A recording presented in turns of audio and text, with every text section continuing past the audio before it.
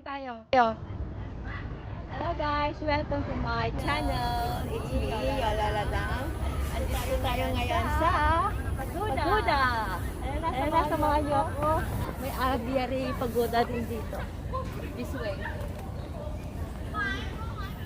Akyatin natin to. Sana mamayanan natin. Yan. Yung ano, malapit natin yung entrance din natin nalaway. Ayan, ang daming tao dito sa big park.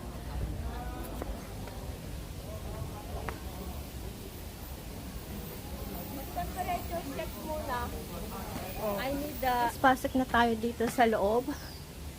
Paano ba to? Just push here and then go around and around. Something like that.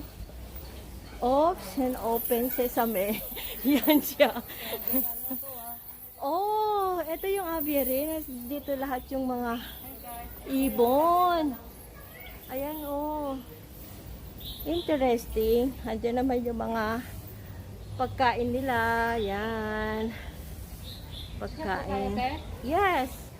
Kaya subukan nating umakyat doon ulit. Katulad din sa Hong Kong Park na ginawa ko. Hi guys, dito kami yan sa... And then, this is the Aviary Pagoda. Yan. Other... Oo, parang hindi bukuan. Hindi... Oh. Yan. Layo pa. At hello! Look at the view outside. Wala pa tayo sa pinakamataas. Wala pa. So we can no climbing. No. Buong yon long. Ay, hinihingal ako. So look at the sky.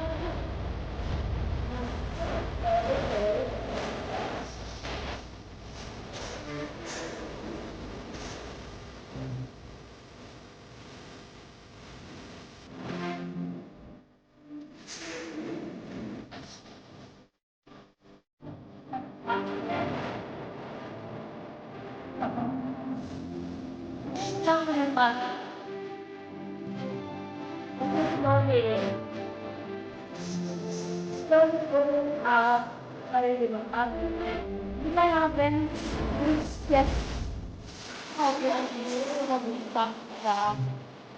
Pwede ka naman lang. Pa ako masyado napagod. Nakailang step na. And then this is the last step. Last floor. So, tingin mo ba yan?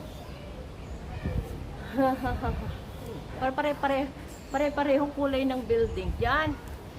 Sing kulay ng buhok ko. Di pa pagod ang lola nyo. Kasi na magpahinga ako ng sandali doon sa may upuan. Wow! Mahangin! Over, mahangin! Ah! Eto na yung napagod na yung napagod na yung kasawa ko. Oh. Nauna kasi siya kaya ayan napagod tuloy. Oh, ayan. Don't forget. Mamaya pa, malapit pa tayo tapos ay. Oo naman. Wala pa. Don't forget to share. Hi. Napagod na. Oh, dito naman tayo sa kabila. Yan. Kung ano lang pinagagawa eh. I guess yung banda doon parang ano na yun. So hinahanap pa namin yung wetlands pagkatapos nito. Supposedly punta kami sa sa Sunflower Farm pero temporarily closed kaya hindi kami natuloy. Dito kami napatpat. Diba? Oh, baba na kami. You are sweating a lot ulit. Pero it's worth. Maganda doon sa taas. Maraming mga puno sa paligid. Mas maraming puno dito kaysa dun sa pinuntahan ko sa Hong Kong Park, dun sa may, ano, parang lighthouse. Hindi ko kung anong pangalan dun. Elephant. Elephant. Hindi, parang ganito rin na parang lighthouse. So, full of ano dito eh, full of trees. Kasi medyo hill ang pan dito. Malaking park. Sa lahat ng park na pinuntahan ko, ito yung pinakamalaki at mapuno. Mapuno na park. Yan, diba? Ito mismo sa may pagoda, meron siyang aviary, yung mga kulungan ng mga mga birds. Kaya doon sa bandang baba mismo. Kaya ang ganda.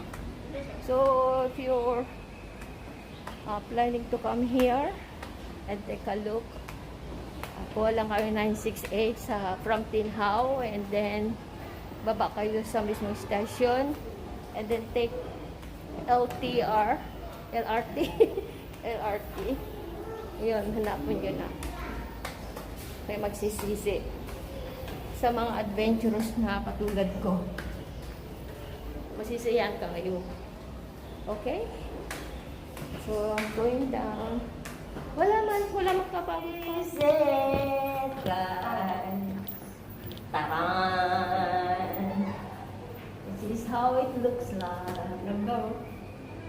Hi! Ay, di pala pwede.